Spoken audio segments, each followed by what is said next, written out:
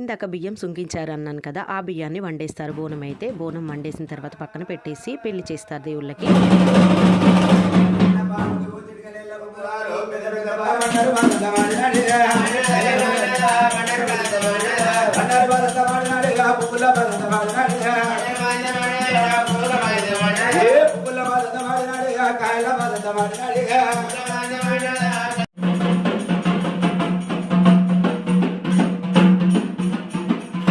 దేవుడికి పెళ్లి చేసేసిన తర్వాత గుళ్ళోకి తీసుకెళ్ళి అక్కడైతే పందిరి వేసేసి పూలతో అలంకరించేసి ముగ్గులు వేసిన తర్వాత దేవుణ్ణి అక్కడ పెట్టేస్తారు.